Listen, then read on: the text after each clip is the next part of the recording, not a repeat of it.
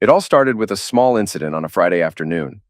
My 6-year-old daughter Evie, who's in first grade, usually gets dropped off after school by a friend's mom who lives nearby. That day, instead of pulling into our driveway, the mom stopped at the side of the road and let Evie out. Excited to see me, Evie dashed across the street without looking both ways, as she was taught. I called emergency immediately. Within minutes, both an ambulance and the police arrived. My wife, whom I've been married to for 7 years, was working her regular shift at the nursing home.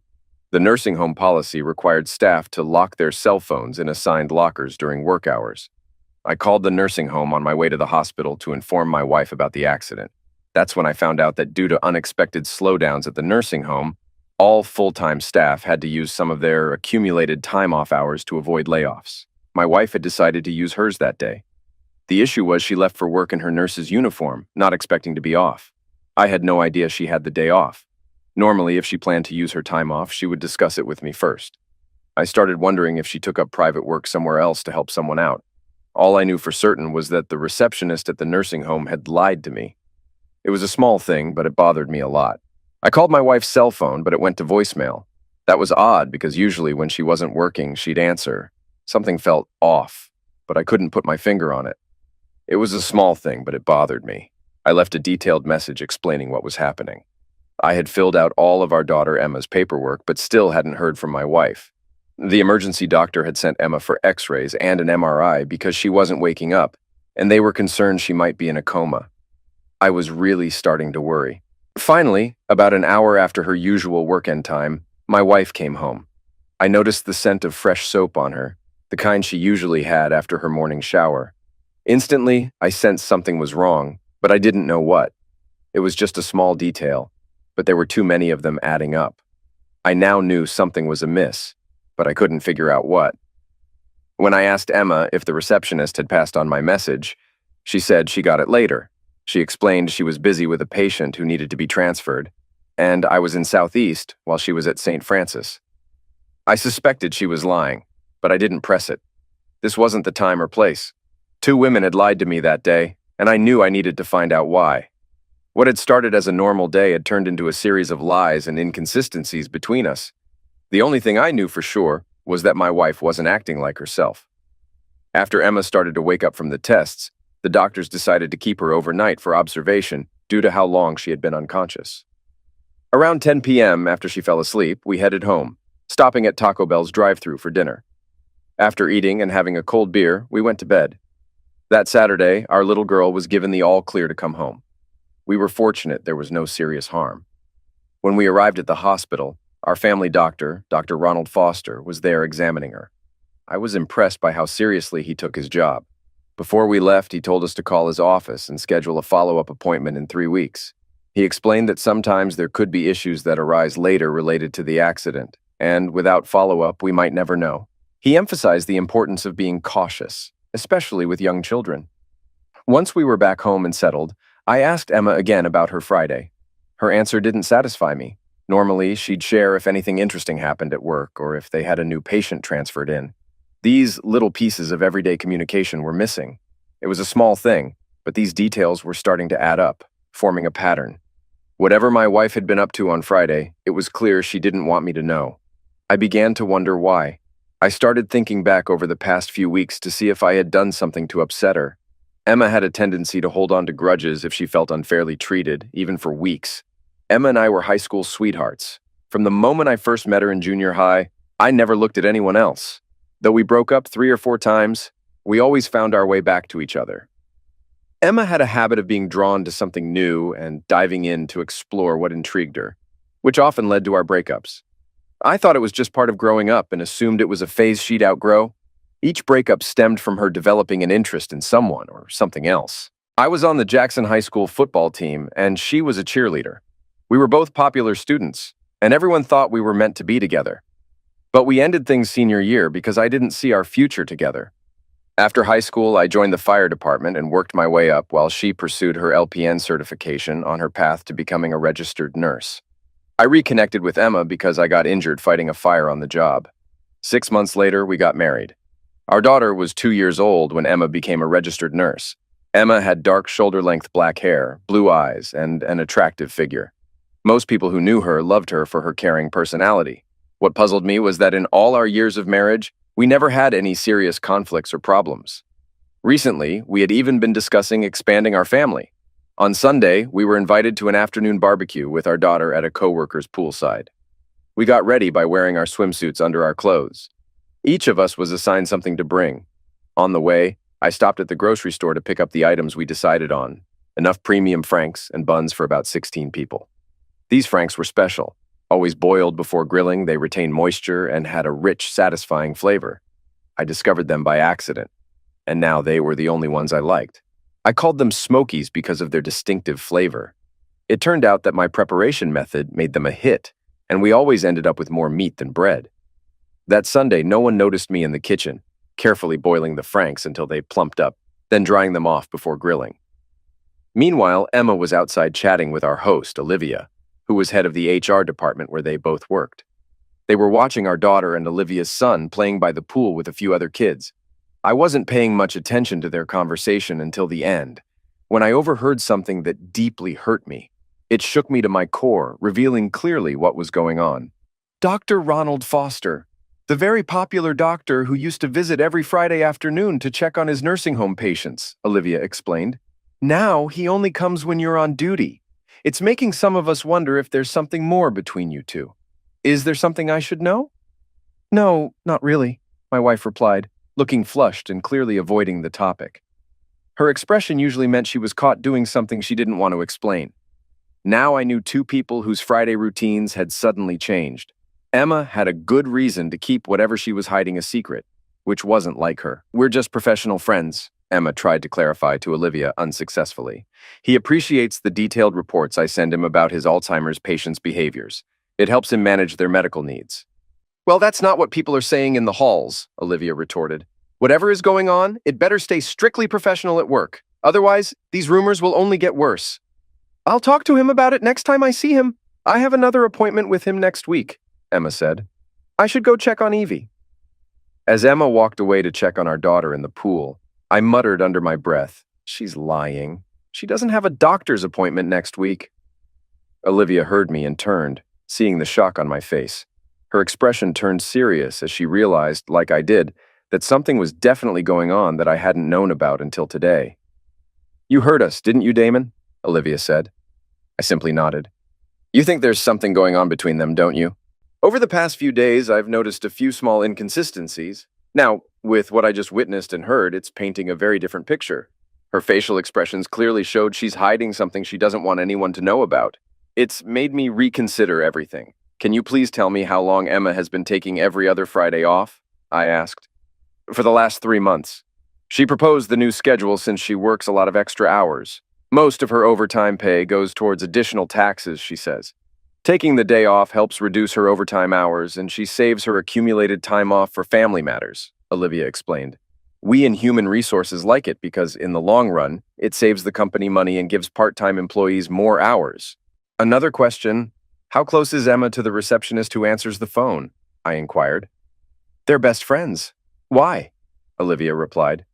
When I called about Evie's accident on Friday, the receptionist told me Emma was taking accumulated permanent time off because it was slow, and management had asked all full-timers to do so to avoid laying off part-time staff. You were lied to. We're operating at full capacity. There's no need for cuts. What are you going to do? Olivia said as she poured me a strong drink. Emma is definitely hiding something, and her best friend seems to be helping her, apparently for a while. I hope what I suspect isn't true, I said. Dr. Foster is our family doctor. If my gut feeling is right, I'll ruin his career, divorce my wife, and seek sole custody of our daughter. Well, according to the rumors going around, you're not the only one who suspects something, Olivia said. The nurses she works with feel they're too friendly with each other for it to be purely professional.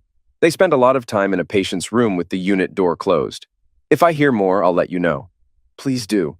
As a firefighter, we always say where there's smoke, there's fire. It might be just a mutual attraction that went too far. Either way, I'm going to find out, I said, drying off the Smokies. Nice try, but I don't think that's going to work, Olivia said. I've been in similar situations, and when our instincts tell us something, they're usually right. At that moment, I started to believe I was witnessing the same behavior from Emma that I had seen in high school. If that were true, it could only mean one thing. Emma had found someone new. Dr. Ronald Foster joined the partnership group 3 years ago to take over our former family doctor's practice.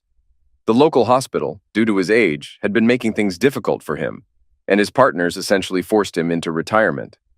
Emma, a registered nurse, had obtained her license while working at Southeast Hospital before moving to the nursing home. Southeast Hospital, a teaching hospital, favored a younger image. If our former doctor wasn't willing to change his appearance, it was time for him to leave. It's unfortunate when medical organizations prioritize appearance over experience.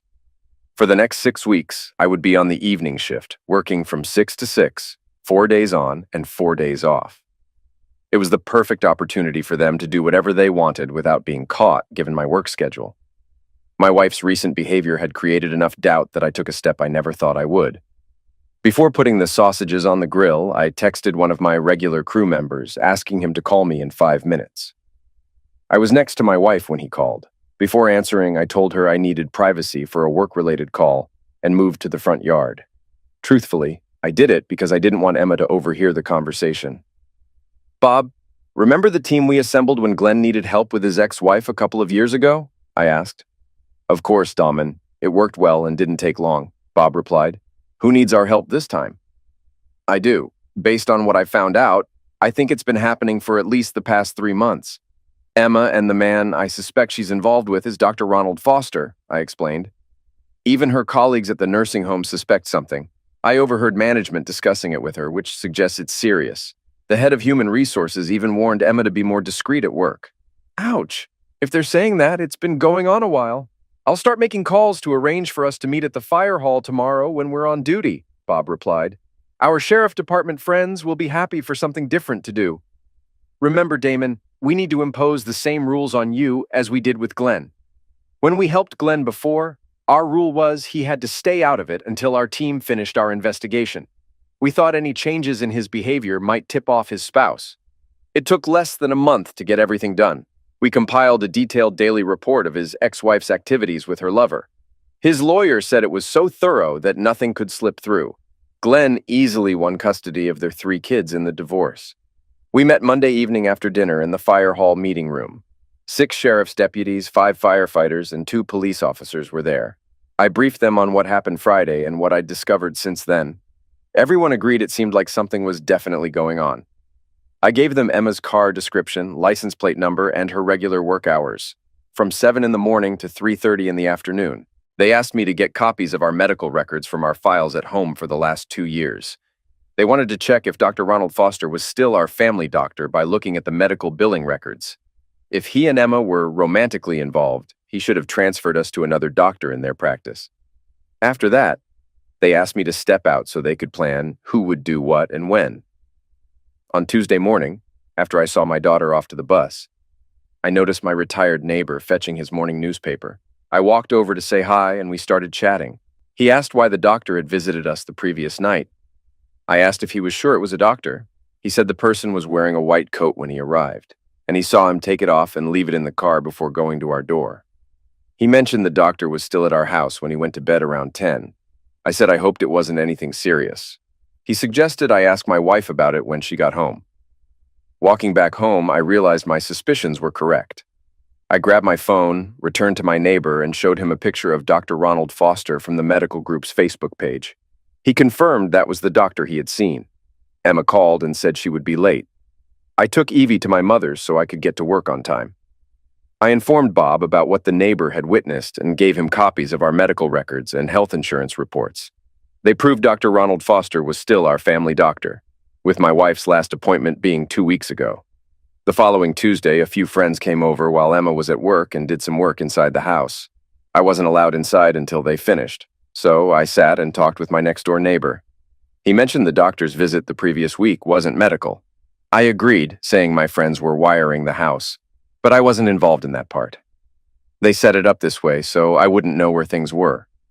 If I had known their plans, like anyone else, I'd be watching closely to see if they were working, and my behavior might have given it away. "I wish I had friends like yours when I got divorced years ago," my neighbor said. "It might have saved me thousands in legal fees alone. Nowadays, you've got to protect yourself from everyone, even those you trust. It's sad how this new computer age has helped erode what little family values we had." It was during the first day of my last 4-day shift to end the 6 weeks of night shifts when they showed up at the firehouse to deliver the bad news. They even brought one of the top divorce lawyers from our town with them. I immediately knew my situation was more serious than just my wife cheating. Their choice of lawyer meant the team believed we needed to act quickly. Emma and Ronald Foster were having an affair that had been going on for over 6 months and was nearing a breaking point. They felt it was time for me to take decisive action. Emma planned to wait until the end of the school year, just 2 months away, before filing for divorce. On the nights I was working, they were either at my house after Evie went to bed, or Emma would take our daughter to her sister's place for babysitting. Emma would pick up Evie from Ronald's house in the morning and bring her home before I finished work. Then they would go about their day as usual. The reason the lawyer was present was because of what they were plotting behind my back. With Dr. Ronald Foster's assistance, Emma intended to use claims of mental cruelty against me. They aimed to prove I was an unfit father and a danger to our daughter's well-being. Emma, relying on her professional background, thought that the fabricated accusations, supported by a detailed medical record they were compiling, would convince the court to grant her full custody of our daughter. She aimed to reduce my interactions with Evie to supervised visits only. Her ultimate aim was to provoke such anger in me and my parents that we would choose to permanently cut ties with them. As I sat there listening to their plans, I couldn't help but wonder what I had done to my soon-to-be ex-wife to make her so malicious and vengeful. The extensive report spanned 60 pages and included dates, explicit photographs of the two engaged intimately, several notarized statements affirming their 6-month relationship, and transcripts of their conversations plotting how they could harm me. Our ace in the hole appeared to be a very graphic picture of our 6-year-old daughter standing at the foot of our master bed watching the two of them doing that, with both of them lying completely oblivious to the fact that Evie was there. I decided to have her served after my last night shift later this week. After that, we'll file a complaint with the state medical board against Dr. Ronald Foster on the same day. We'll provide evidence from our billing records showing he was still acting as our family doctor during that time. We'll question whether he falsified medical records to support my soon-to-be ex-wife's claims of mental cruelty, especially since they discussed setting me up. It was also proven with a photograph that he was having an affair with my wife in front of our 6-year-old daughter. Dr. Ronald Foster, a respected man, violated medical ethics and broke the law by falsifying medical records. A copy of the divorce petition will be given to our local child services, along with an explanation that I'm taking my daughter out of town to allow them to investigate my wife and me without my interference. A letter will explain this as a precautionary measure. The state's child services take crimes against children by family members very seriously. All 3 agencies will receive an 8x10 photograph showing my daughter witnessing the affair. I'm taking 3 weeks vacation starting right after this week's shift's end. It's already approved. One of the fire department heads, a colleague, was present when I called my retired parents and suggested we use Dad's RV for a 3-week vacation starting the day after my last shift. I said I needed their help and would cover the costs. They agreed but asked why it had to be rushed. I promised to explain on the way. My new lawyer was shocked when I proposed signing over my parental rights to my parents until the divorce is finalized.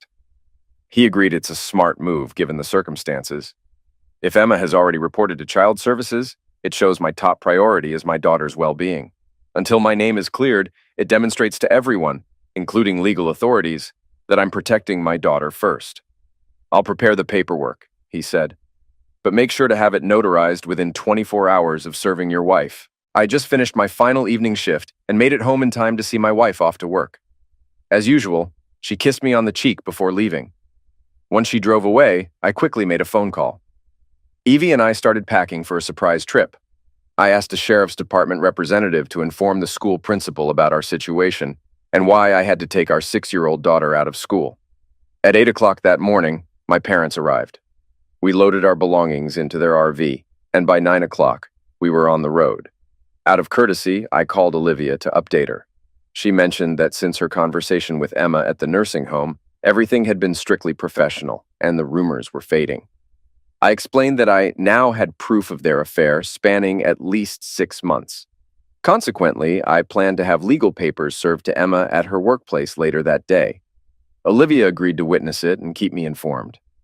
Afterward, I joined my daughter in my parents' large RV. As we left town, I handed my mother a legal envelope containing all the details, asking her to read it. My dad asked, "What's going on?" "I recently found out Emma was planning to divorce me at the end of the school year," I said. "What Mom is reading outlines what we've discovered and proven. Her lover is our family doctor, and they were plotting against me. If they hadn't been caught, they could have arranged things so I'd never see Evie again after the legal battles." "So, we're leaving town because things are about to get very messy for a few people," my dad said. "It's best for you and our granddaughter to be away from it all." "Basically, Emma will be served at work today. The state medical board will receive an official complaint this morning about Dr. Ronald's relationship with his patient, my wife. I'm alleging ethics violations and have some compelling evidence.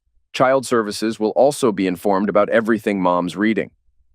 He could lose his license to practice for at least a year or more if he's found guilty. Your claim could trigger a deep investigation into every doctor in his group," Dad explained. "Oh my God!" Mom exclaimed. "They let my granddaughter see them doing that. I'll take care of that woman myself."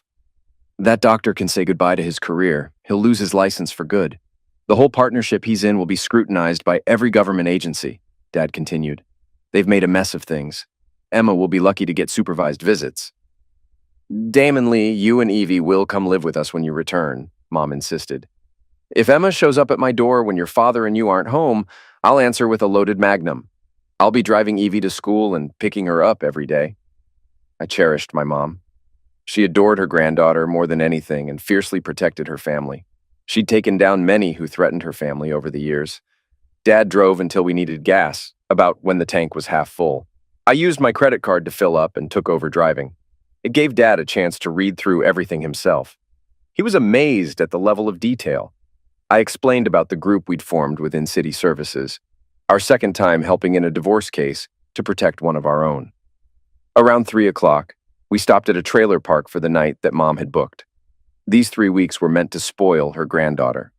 After parking and hooking up the RV, I took Evie swimming in their pond.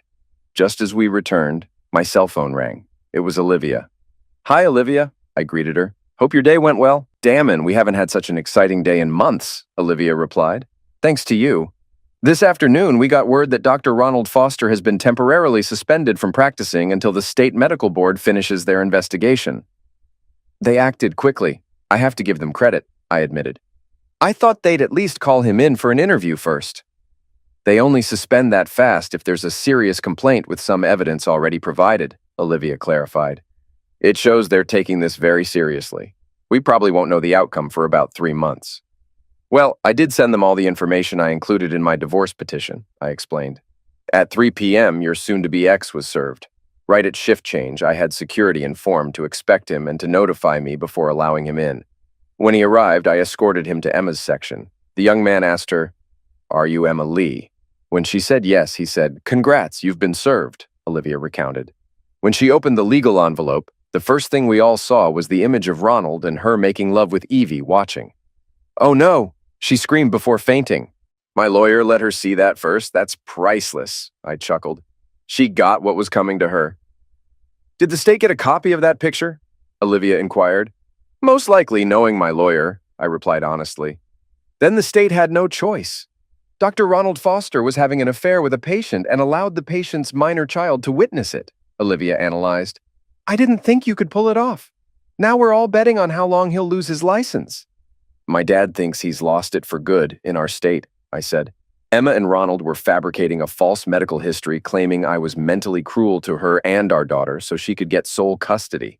If they can prove that, criminal charges might come into play." "It's a mess, but her problems are piling up since everyone now knows she let her daughter see what she was doing with Ronald," Olivia added. "The rumors are flying around here. Some of the staff refuse to work with her. I'm redoing the schedule as we speak. They say they can't trust her anymore." When she regained her composure, I informed her that the state had notified us about Dr. Ronald Foster's suspension by the medical board pending their investigation. She wasn't happy when she left at 3:30. "Wait until she realizes Evie and I are out of town," I said. "We left this morning with my parents on advice from my lawyer. Given the accusations from both Ronald and Emma, my lawyer thought it best for me not to be alone with my daughter right now." "That's a smart move because of her profession. She has a lot of friends everywhere. To make her claims credible, those stories may already be circulating, Olivia remarked.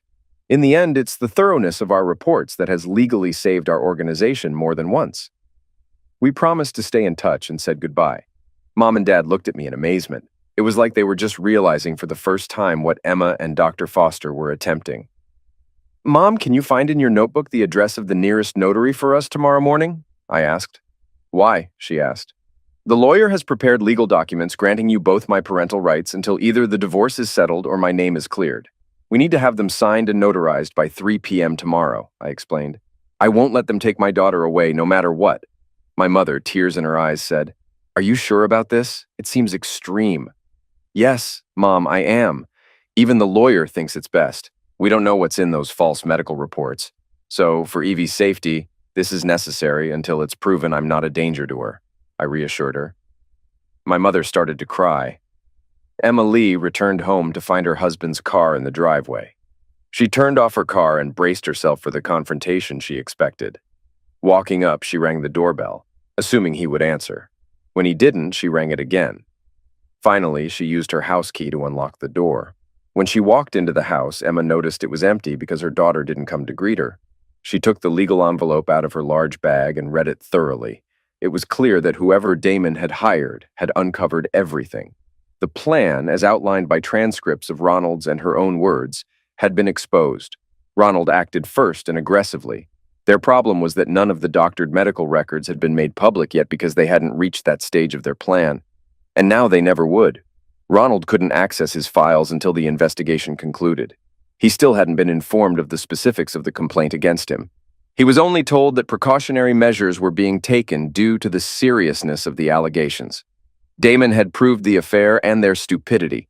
No one with any morals or principles would accept the fact that a 6-year-old had to witness them. Until this moment, she hadn't known that it had occurred. Evie likely woke briefly and then returned to bed. Obtaining sole custody was now impossible, but joint custody with primary care remained a possibility. The crucial step was reaching Damon and speaking with him. Damon was always willing to hear her perspective. She dialed him, but his phone redirected to voicemail. She sent a text, receiving no reply. Trying his parents' home phone, she found they weren't answering. Calls to their cell phones also went unanswered, confirming they had blocked her. She then called her sister, who picked up the phone.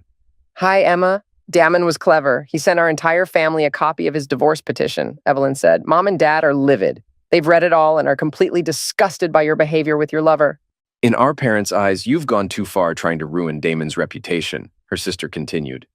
He called them this morning right after you left for work to let them know he's taking their granddaughter out of town with his parents. When they asked why, he said, Your daughter and her lover have left me no choice. You'll receive a document explaining everything. Dad, Damon told them, I'm in a legal bind because of Emma, and I have to sign over my parental rights for Evie until I clear my name. Mom and Dad were hysterical when they read it. Why would you try to destroy Damon's life like this? God damn it, Emma muttered. Does this mean I'll have to fight my in-laws for custody? Looks that way, Evelyn confirmed. The divorce court can't decide on what Damon doesn't have. It seems he's outsmarted you. I always thought he was the kindest, most generous man I knew until he was pushed too far. Then he goes all out. You know how Mom feels about her reputation. This is going to be a long, tough battle. I was expecting a fight, but not like this, Emma admitted. I thought I had a winning strategy. We all got what you received, a certified copy of the divorce petition, along with a note saying the same was sent to the state medical board, Evelyn clarified. You and Ronald were trying to ruin him so you could cut Evie out of his life. If you were in his shoes, what would you do? Crap, Emma exclaimed. He's going after Ronald's career and our future. If the board sides with Damon, Ronald may never practice medicine in this state again.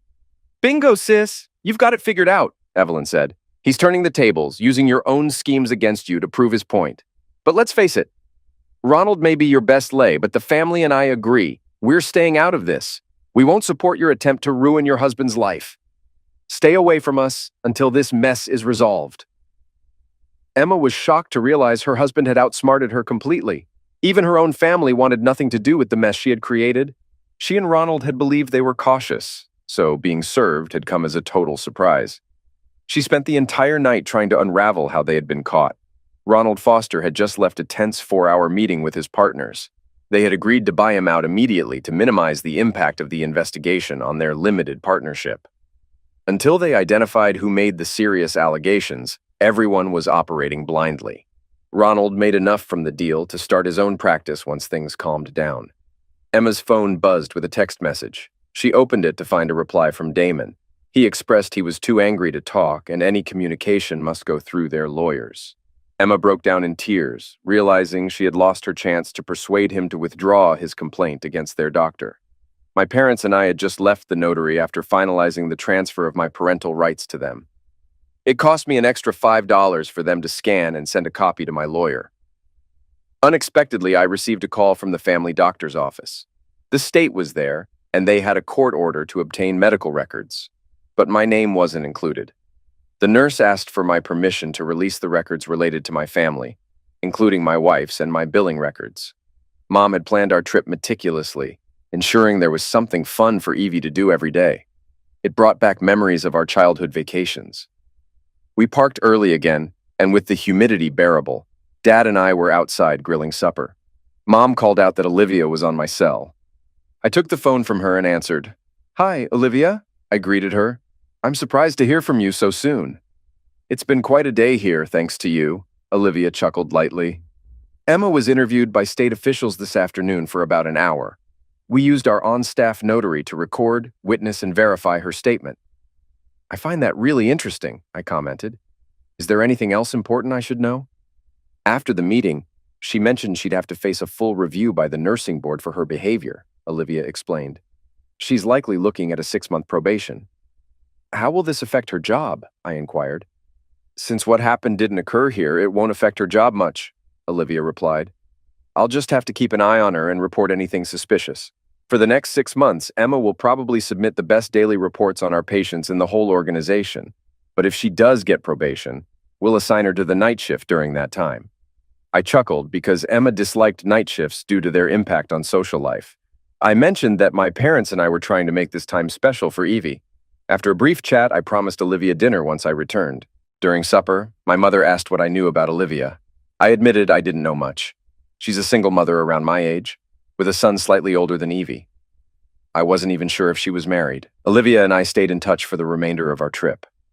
The day before we returned, I called my lawyer to arrange access to my home so I could collect my belongings. That's when I discovered Emma had moved out, taking what she wanted, and was now living with Ronald. We cut our trip short by a couple of days to get things sorted out, slipping back into Cape on Friday morning.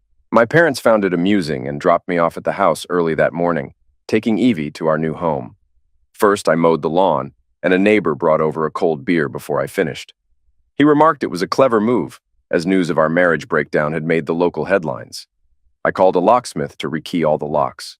I spent the day cleaning up the mess Emma had left at home.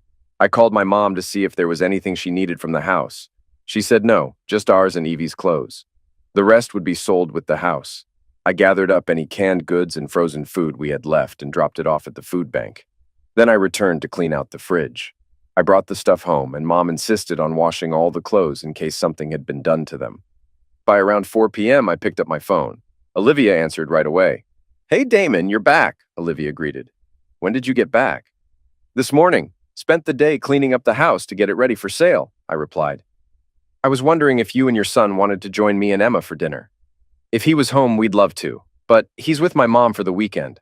"I'm free, though," Olivia said. "Great. I'll leave Evie with my mom and pick you up at 7. How about Red Lobster or Outback?" I asked.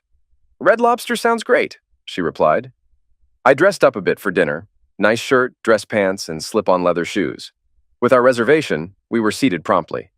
We had a good meal, and I learned more about Olivia. She had never married and was raising her 7-year-old son on her own. Her father had been a firefighter in his time. My first day of work was scheduled for Sunday. No decisions had been made yet by the state about Emma and Ronald.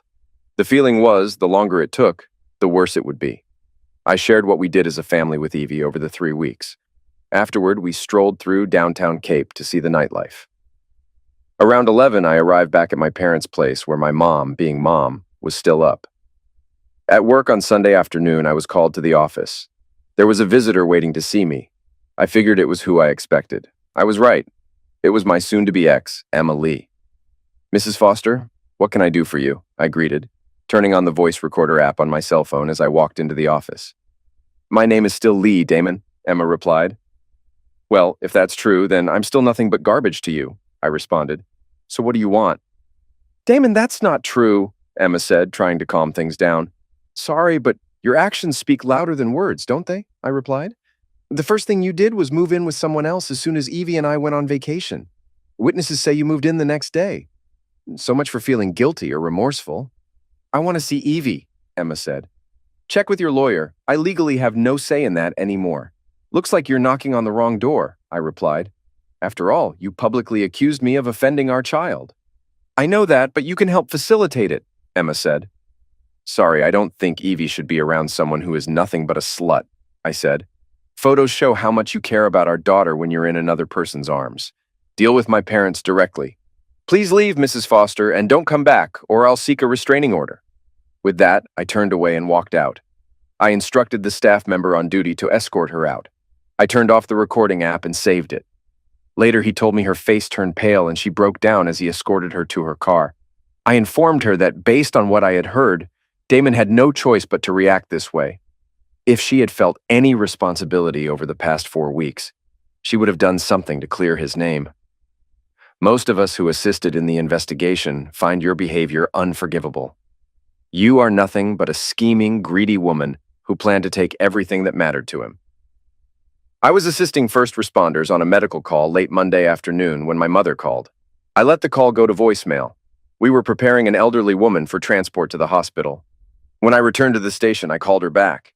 Sorry, Mom, I was on a call and couldn't answer, I explained. I figured I wanted you to know the state was here shortly after I brought Evie home. They spoke to her directly at school today, she said. They toured the house, inspected her room. I showed them the transfer of parental rights, and we discussed it for a while. I assured them I have never seen my son be offensive to anyone. Thanks, Mom, that's good to know, I said. I hope you're not upset, but Emma's parents are here and staying for dinner, she said. Should we wait for you? That's okay, Mom. Please give them my love and let them know I'll be there as soon as I can, I replied. Tell them they can have Evie whenever they want, as long as Emma isn't around. It has to be that way until everything is settled in court. I ended up working late because one of the guys on the evening shift couldn't make it until 8, so I stayed to cover. I told him he could make up the hours later. I texted my mom not to wait and explained why. I was just heading home in my Ford Escape when Emma's dad called me. Hi, Dad. How was dinner? I asked. It was great. Both my wife and I enjoyed it, Dad said. Damon, my wife and I want to thank you. Gracie told us what you said. We're so sorry for what our daughter has done. We promise to honor your terms. Have you spoken to her at all? We haven't since we received the copy of the divorce petition. She came by the station on Sunday demanding to see Evie. I told her it's out of my hands. She'll have to deal with my mom about that. Oh, and I just remembered I recorded our conversation. How about I text it to you? I said. Please do. I'd like to hear it, Dad replied. So I sent it to him. I guess it went over well because he forwarded it to my parents, all his kids, including Emma, then sent a text back saying, the truth was well explained. It's a good thing I live in a small town because I found out the next day that my wife and I were scheduled to see Judge Donald McDonald on Friday afternoon at 1 o'clock. He's the toughest, most principled judge in the area. In his courtroom, you could say what you wanted, but if you crossed the line, he'd set you straight. It was rumored, but not proven, that some guys never recovered after facing him. He was a legend here. People often said he made Judge Roy Bean look like a pushover. My lawyer warned me that when Judge handles our case, it's going to be more serious than a Friday the 13th movie. You had to be careful and ready to answer his questions promptly or face consequences. The judge doesn't tolerate slander or hints. He wants facts. With this understanding, we prepared our defense. We were all present as the judge took his seat. Emma's lawyer sought visitation rights to see Evie, which required overturning my parental rights surrender. My lawyer argued that I had voluntarily given up parental rights due to accusations by my wife and her partner. Since the State Medical Board and Child Services were still investigating these claims, the issue of whether I was offensive to my daughter remained unresolved. Until this is clarified by the legal system, any time Damon Lee spends alone with his daughter could be seen as potential endangerment. Damon Lee set aside his pride and prioritized his daughter Evie's well-being. He hasn't been alone with her since the accusations surfaced because of the predicament caused by his wife.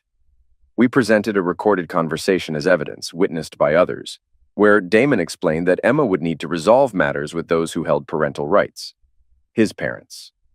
The judge requested to hear the conversation, so my lawyer played it through the courtroom's sound system. Emma wasn't pleased to hear it again. Then, my lawyer submitted a notarized statement from a witness who provided additional context after I had left. The judge asked to see the transfer of parental rights, and my lawyer handed him a copy. A slight smile crossed his face as he read it. Turning to Emma's lawyer, the judge asked, "Is it true that because his soon-to-be ex-wife accused him of mental cruelty and emotional offense, he took the actions he believed necessary?" My wife's attorney explained, "Yes, but she was under significant emotional stress during that period. Now that she's out of the relationship, she's regained her stability." "Is this being investigated as described?" I asked. "Yes, it is, and there hasn't been any ruling or resolution yet," her lawyer replied. "I'll read what the surrender of parental rights states," the judge said. "I voluntarily relinquish my parental rights until government agencies investigating allegations about my parenting decide, or until the court rules based on evidence that I'm not an offender of any kind. Currently, 3 agencies are involved, correct?"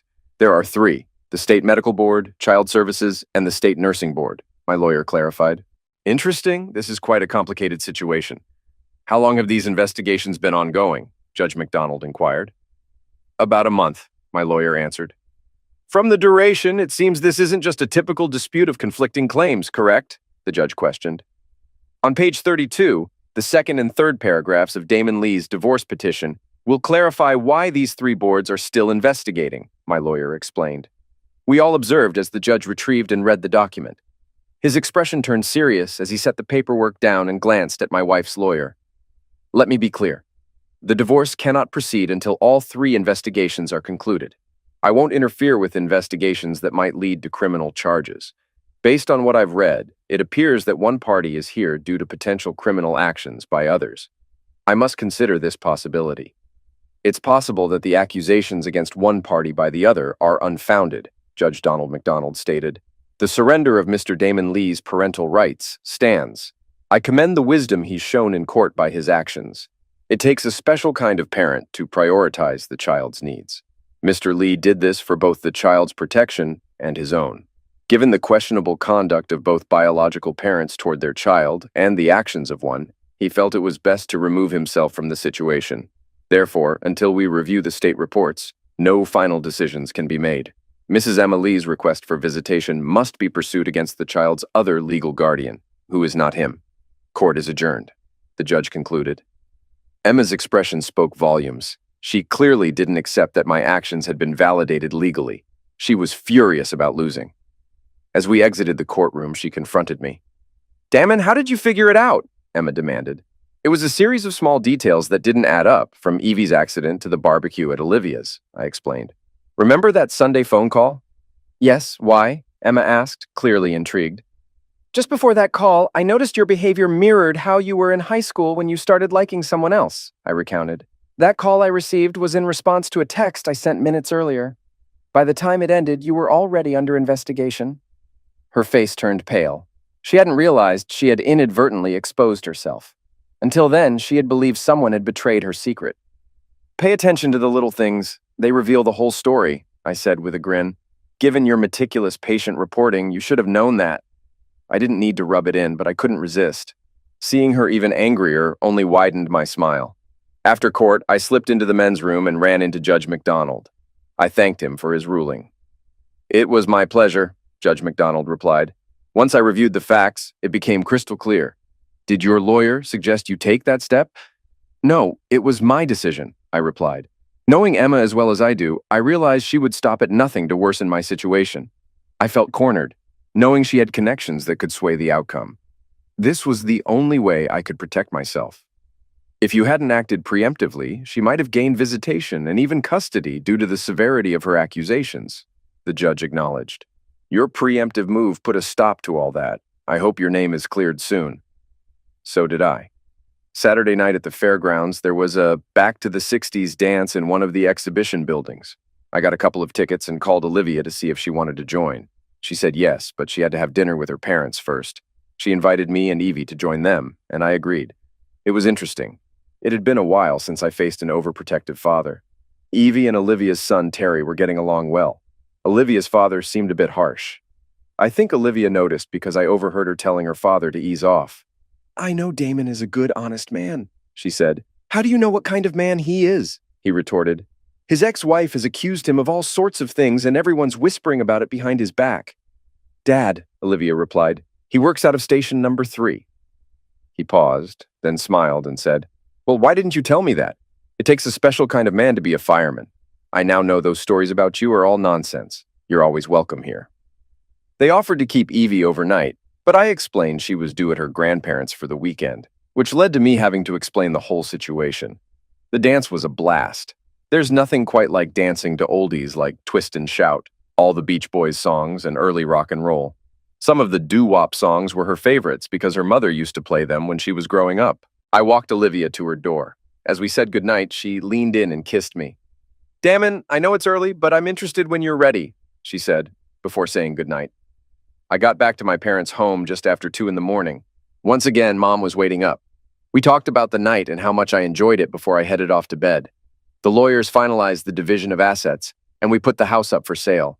Things were slowly moving forward. 3 months after the separation, things started to fall into place.